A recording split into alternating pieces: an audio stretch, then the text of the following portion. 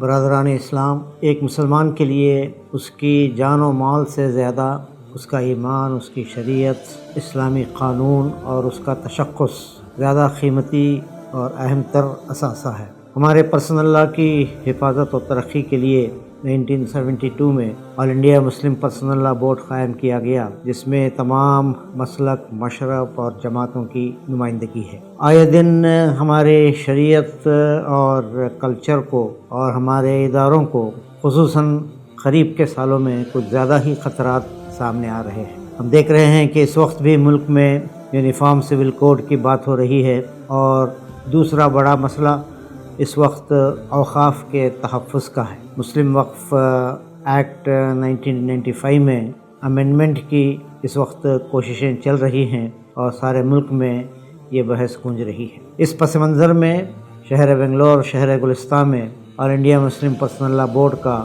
29واں annual اجلاس ہونے جا رہا ہے، جس کا عنوان تحفظ شریعت اور تحفظ اوقاف رکھا گیا ہے۔ 23-24 نومبر کے اس 2 روزہ اجلاس کے اختتام پر 24 کی شام کو ایک عظیم الشان جلسہ عام قدس آب عیدگاہ میں ہونے جا رہا ہے، جس میں اسی عنوان کے تحت اکابر علماء اور ذمہ داران ہم سے مخاطب ہوں گے۔ ایک اجلاس 20 نومبر کو خواتین کے لیے صبح 11 بجے اور دوسرا بڑا اجلاس 24 کی شام مرد حضرات کے لیے رکھا جا رہا ہے۔ گزارش ہے کہ ان نازک حالات میں ان امور کو جاننے اور شریعت اور اوقاف کے تحفظ کے لیے ہم سب اس پروگرام کو کامیاب بنائیں اور جوخ در جوخ اس اجتماع میں شرکت فرمائیں۔